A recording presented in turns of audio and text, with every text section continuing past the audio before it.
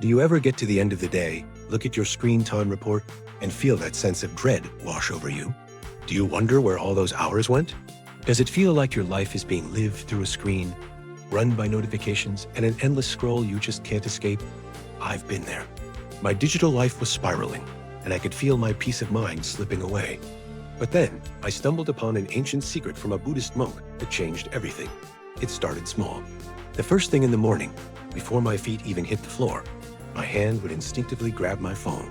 It was a reflex. A quick scan of emails, a scroll through the news, a glance at social media to see what I'd missed.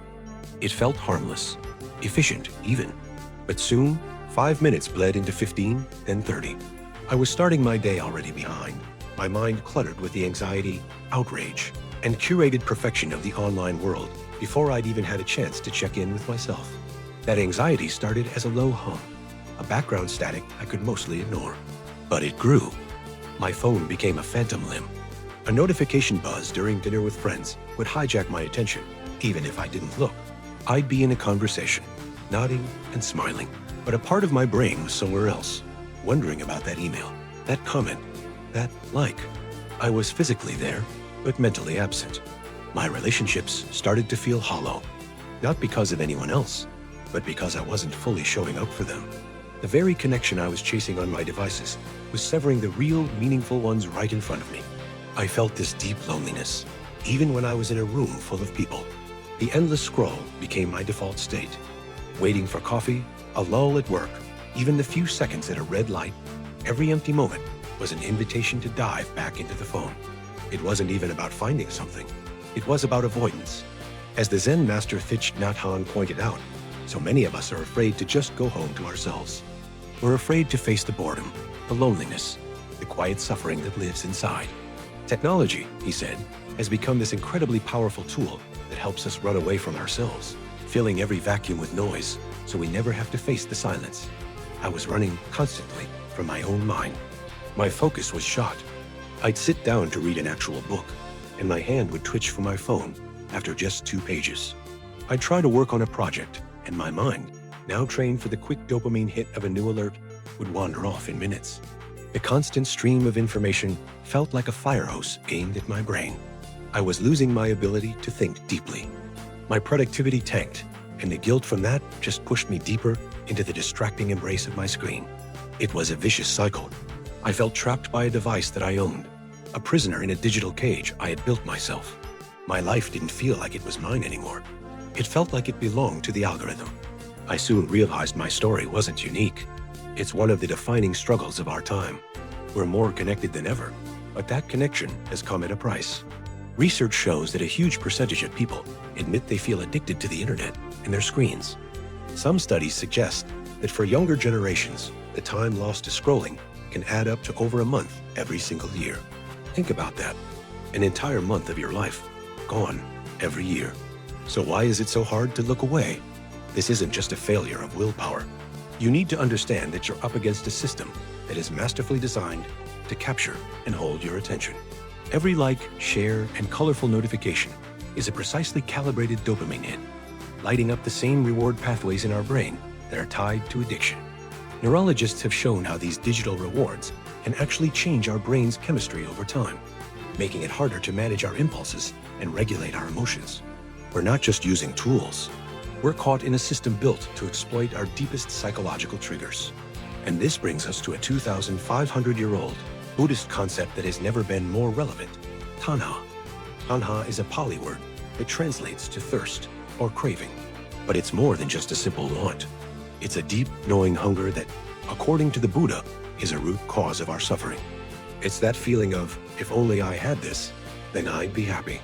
In our digital world, Tanha has found its ultimate playground. Think about the endless scroll on your favorite app. What is it, really? It's Tanha in action. It's a thirst for something new, something interesting, something to distract you from the present moment. We scroll and scroll, consuming endless content, but the satisfaction, if it ever comes, is gone in a flash. We are like the hungry ghosts from Buddhist teachings beings with huge empty bellies but tiny throats, forever starving and unable to ever be full. It's the perfect description for scrolling through an infinite feed, consuming everything but feeling nourished by nothing.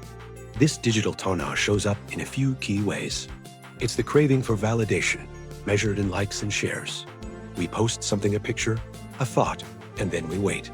That little notification is a tiny hit of validation, a quick fix for our insecurity, but it never lasts. The thirst comes back, and we need another post, another hit, more likes.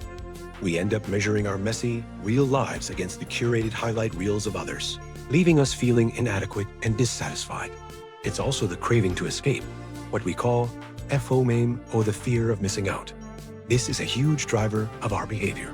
We feel this anxious pull to constantly check our phones because we're terrified of being left out, of missing an important update, of falling behind.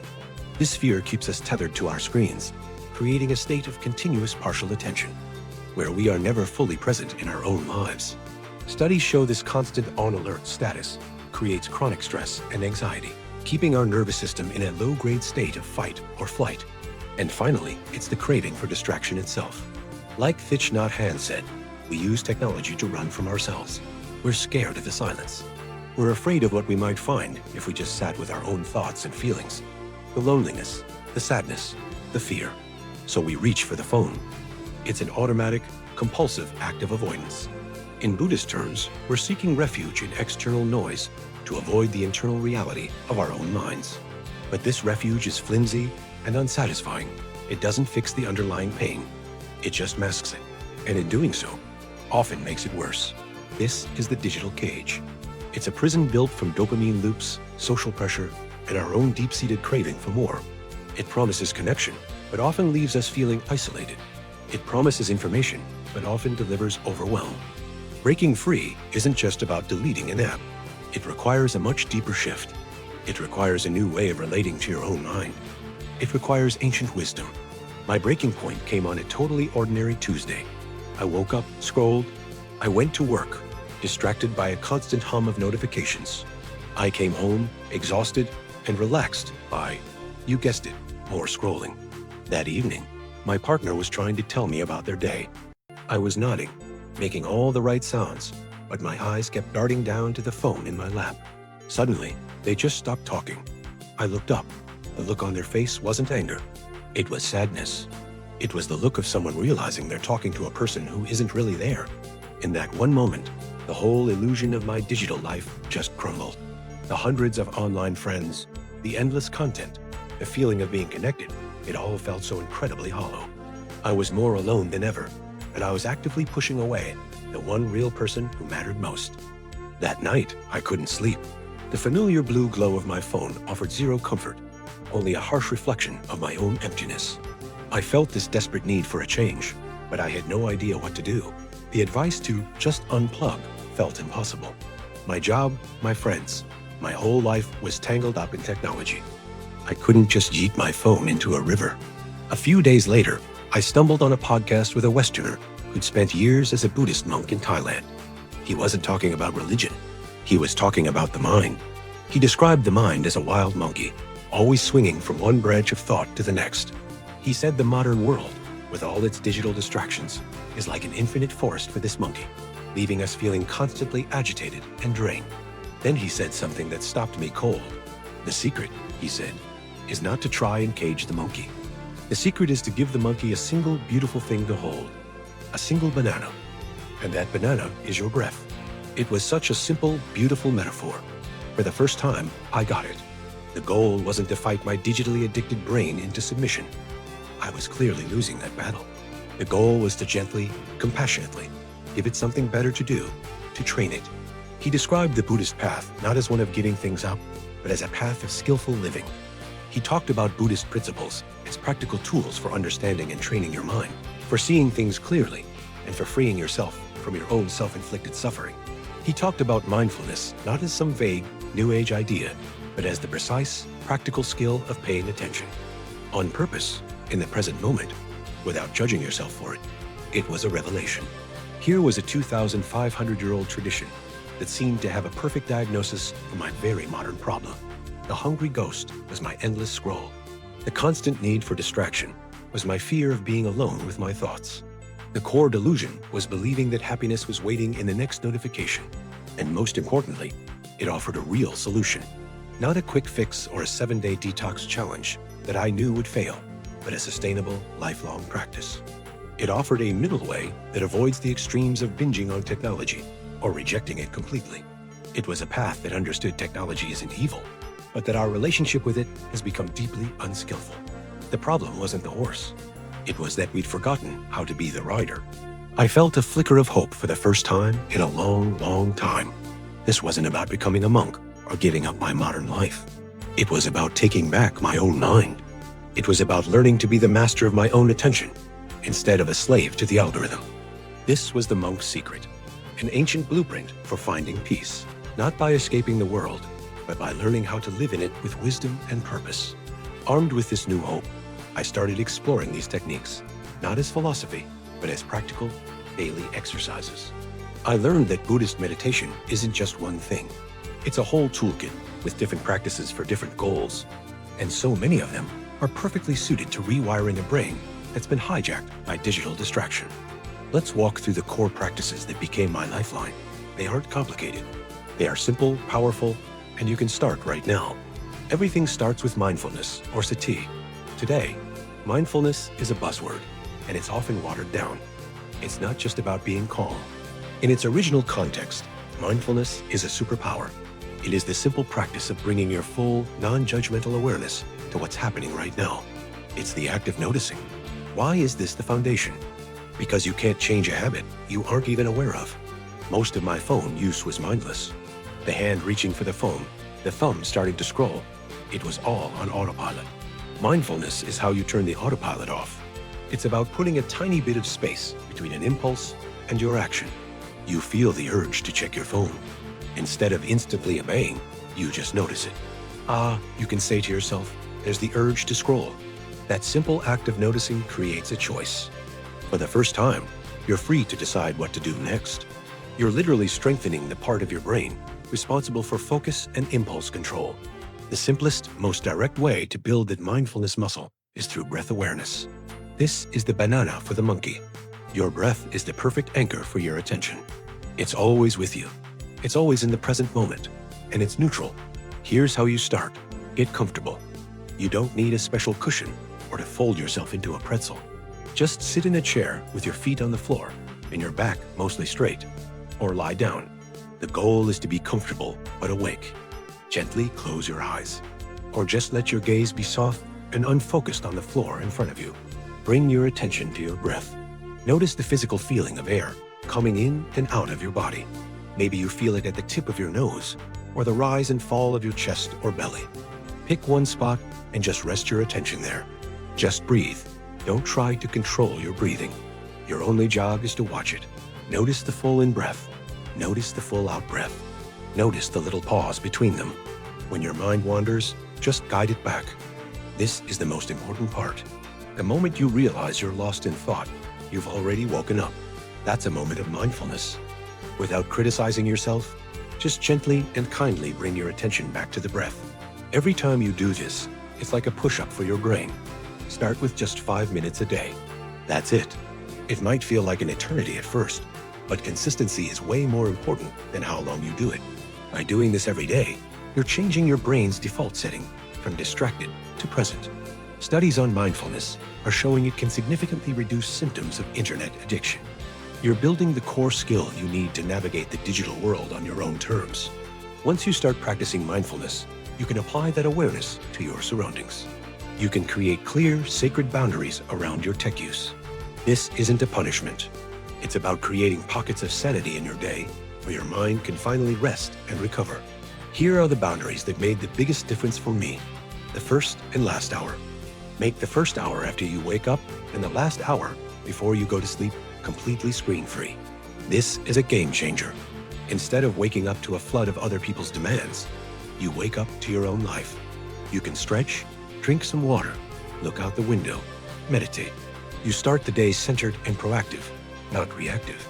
At night, ditching screens helps your brain produce melatonin, which means much better sleep. Read a book. Talk to your partner. Just let your mind wind down. The tech-free table. Make all your meals a no-phone zone. This one rule can dramatically improve your relationships and even your health. When you eat mindfully, you enjoy your food more. digest it better, and you actually notice when you're full. More importantly, you create a space for real connection with the people you're eating with. The sanctuary of the bedroom. Your bedroom should be for sleep and intimacy, not for scrolling and answering emails. Buy a cheap alarm clock and charge your phone in another room. This one change removes the biggest temptation to scroll right before bed or first thing in the morning. It reclaims the bedroom as a place for rest. Setting these boundaries won't be easy at first. You'll feel that pull, that tanha. But when you do, you can use your new skill. Notice the urge, acknowledge it, take a breath, and then gently redirect your attention back to the real world around you. Boundaries are a great start, but the real work is internal. What do you do when the craving to check your phone hits you like a tidal wave? This is where Buddhist psychology gives us some incredibly smart tools for working directly with that feeling of desire. The goal isn't to crush the craving, which usually just makes it stronger. The goal is to meet it with mindful awareness. A powerful practice for this is a technique called R.A.I.N. It's an acronym. R, recognize. The moment you feel that urge, that mental itch to check your phone, just recognize it. Silently name it. Craving. Or there's that FOMO feeling. Naming it separates you from it. You are not the craving. You are the one who's aware of the craving. A, allow. This is the radical part. Instead of fighting the feeling, just allow it to be there. Give it space. Don't judge it or try to make it disappear. Just let it exist. You might tell yourself, it's okay. This feeling can be here. This isn't giving in. It's a courageous act of letting go of the struggle. What you resist persists. What you allow can flow right through you. Investigate. With a gentle curiosity, investigate the feeling. Where is it in your body? A tightness in your chest? A jittery feeling in your stomach? What thoughts are coming with it? I might miss something important. I'm just so bored.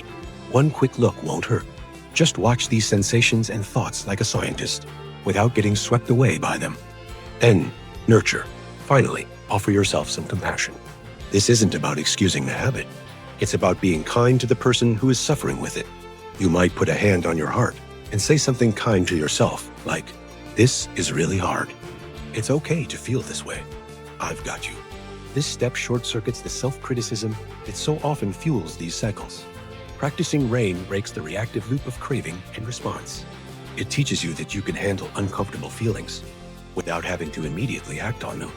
You're building emotional resilience and proving to yourself, one moment at a time, that you are not a slave to your impulses. A huge misconception about digital detox is that you have to become a hermit and reject all technology. For most of us, that's just not realistic. The great strength of Buddhism is its pragmatism, found in the middle way. The middle way avoids the extremes of mindless indulgence and total self-denial. Applied to technology, the middle way is about becoming a skillful user. It's about shifting from being a passive consumer to an active, intentional user. It means asking one simple question before you pick up your device. What is my intention right now? Is your intention to connect with a loved one who lives far away? Technology is a beautiful tool for that. Is your intention to learn a new skill? The internet is an incredible resource. Is your intention to manage your finances or find your way to a new place? These are all skillful uses. But if your intention is just to numb out, to avoid a feeling, or to mindlessly kill time, that is an unskillful use. It's a use that will probably lead to more suffering, not less.